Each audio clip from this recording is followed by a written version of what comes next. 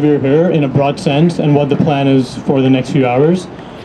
I think based on what you've heard, when we think about what we need to do next, we need to realize that whatever we've been doing for the past 30 years just hasn't worked. The petitions and the marches have been completely useless, right? So when someone tells you that we can stop old growth logging and we can stop TMX by signing a petition or by going on a march or by standing outside an office, it's just not true, right? It will not work. So carbon emissions have gone up 60% since 1990. Most carbon emissions that have taken place after Al Gore's Inconvenient Truth came out.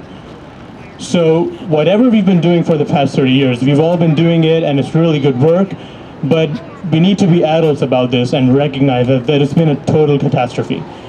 So what does work? In order to actually make a difference, we need civil disobedience that takes place on the streets in the major cities. And that needs to take the form of closing down the capital cities. Because we know throughout history that the only way in which change takes place is if people start closing down the cities and thousands of people get arrested in a matter of 1 or 2 weeks. And arrest is an extremely important element of civil disobedience. During the civil rights movement, people weren't told, well, you can only get arrested as long as it's convenient for you, or you can only get arrested as long as you don't lose your job, or you can only get arrested as long as you have a comfortable life ahead of you, you can have 1 or 2 arrests and then don't have any more. In the civil rights movement, in the freedom riders movement, most people who participated in the freedom riders were students who were often the first people in their families to get to go to university. They were often the first generation to be able to go to university, especially if they were black or women. And by getting arrested and going to prison, they risked graduating, and many of them didn't end up graduating. But the reason why they got arrested was because they realized that there's something more important than our personal interests. And sometimes we need to act in a manner that is sacrificial because that's how you bring more people into the movement. Because for the longest time, we've had this idea that there's a cost and there's a benefit, and we need to minimize costs and we need to maximize benefits, but sometimes we need to recognize that there is benefit in the cost itself. So when you get arrested, on paper it's a cost, but in reality you're inspiring people by showing them that you're willing to suffer for your beliefs, right? There's this concept of suffering. It's been around in many cultures for centuries. That's how you tell people that it's time to change society. And no one will take notice unless you start getting arrested. Which is why we need to be sitting down on the road. And it's a controversial thing because it was controversial in the 60s when Martin Luther King started doing that. People didn't think it made any sense to be sitting down on the roads, to be blocking the roads. But the reason why he started doing that was because he said we are in a moral crisis in society.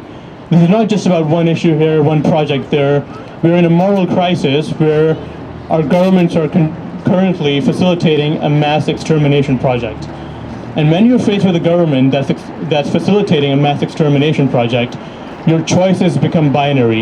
You can either enter into civil resistance, in my humble opinion, to the point of arrest, or we can be complicit in this genocidal project. And it's not an easy option. Both ways you might get hurt, right? But that's just how it is during times of emergencies. We don't have easy options. So today we're going to be going down to the Georgia Viaduct and to the Canby Street Bridge, and we're going to be putting a stop to business as usual, because at this point it's criminal to continue any form of cooperation with a government that has made up this mind that is going to destroy this country and the world.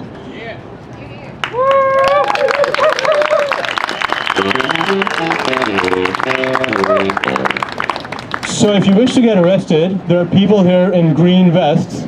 You can go up to them. They'll write the name of the hotline number for the BC Law Union on your arm. And if you decide to get arrested, you can choose to call the lawyer. But in my personal experience, I've been arrested 7 times. I've never called a lawyer. And it's really, well, I'll describe briefly what happens, right? You may get handcuffed. You will be put in the back of a van if you choose to. And then you'll be taken to the processing facility. You may be able to get a nap for 20 minutes in a small room.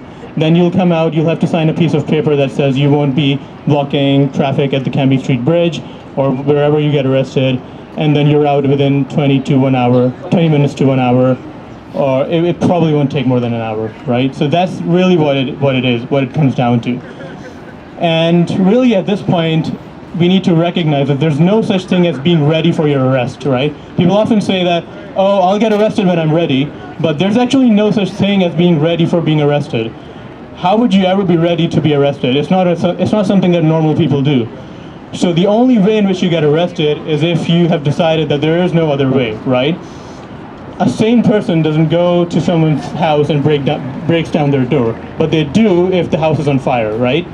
And it's illegal usually to break down someone's door and go in, but if their house is on fire and you need to rescue someone, you can break their door down and go in. And that's really what we're doing now, is we're breaking small laws because the government is breaking the biggest laws by destroying this country, which surely is illegal. I'm sure everyone would agree.